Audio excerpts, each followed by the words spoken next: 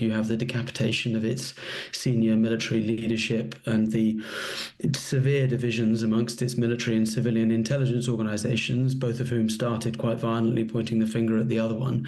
And it feels like this is the beginning of a new slash very chaotic and potentially fatal phase for the Islamic Republic as they try to work out how to respond to these attacks. Now, a spokesperson for Iran's foreign ministry has said it would be meaningless to continue engaging in nuclear talks with the United States while Iran is under attack by Israel.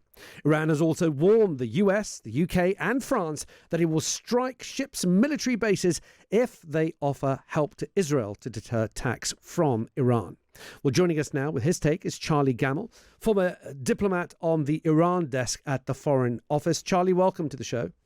Alexis, hi, good to be with you. What do you make of the escalation we're seeing in the last few hours?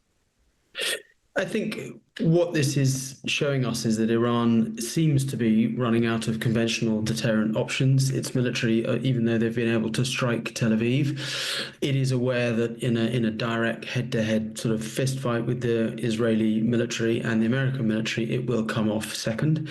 And this has always been its sort of second nuclear option, has been to try and close the Strait of Hormuz and then attack US, British and American interests in the region.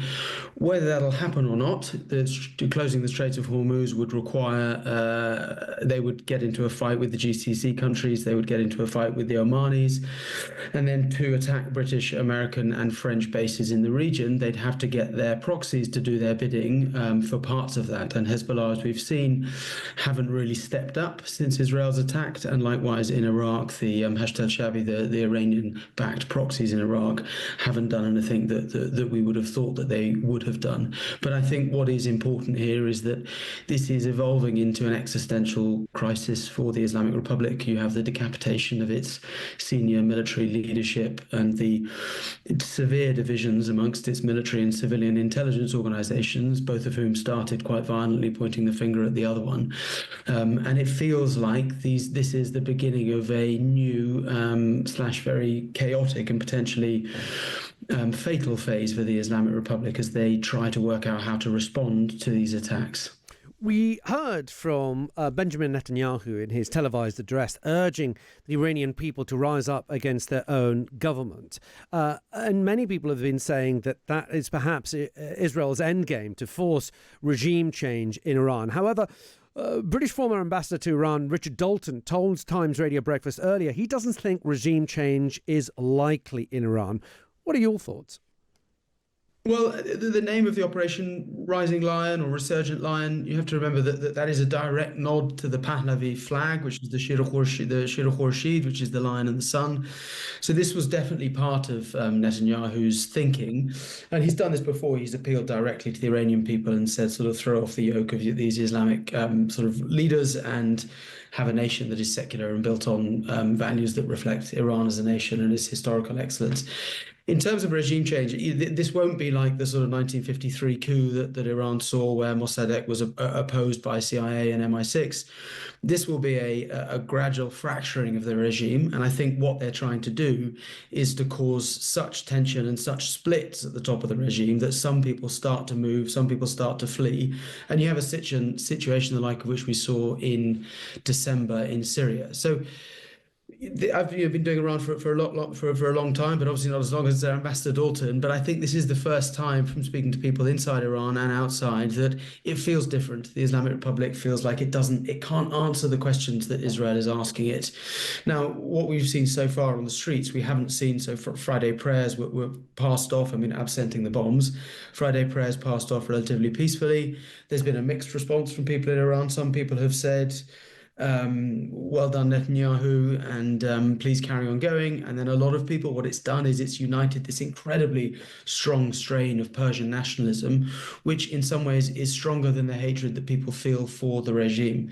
So I think that's the wild card here, is to what extent will Persian nationalism, Iranian nationalism coalesce behind the regime, notwithstanding the hatred that a lot of people have in Iran for the regime. So I think we are in a new phase of the Islamic Republic, but whether it leads to regime change or not, we'll have to wait and see. Well, on that specific point that you mentioned, Charlie, is it risky for Israel? Because there have been civilian casualties. That what you're doing is the same people you're appealing to overthrow their own regime. Well, you're sending missiles and bombs into their cities. They're not likely to take your advice. Absolutely, and this is why, I mean, there's obviously a rather grim irony here, given what's happened, what we've seen happening in Gaza. Israel has been quite clear at the start to say we are minimising civilian casualties, and that is exactly to that point, that they don't want to alienate the types of people in whose name they claim to be acting. But I think there is a big gulf between your sort of ordinary Iranian on the street and what Israel is doing. And I think most people are thinking, or a lot of people are thinking, why are you doing this? Okay. Has this been an embarrassment for Donald Trump, as some are trying to portray it, to say, look, Donald Trump was sat at the table with the Iranians, he was making some positive notes that the talks were progressing. And now, after these actions from Israel, which I think most people would agree would have had to have had the knowledge and the support of the US. This is way too much a specific and a well-planned attack for it to have happened without the knowledge of the Americans. But does this make Donald Trump look bad on the international stage?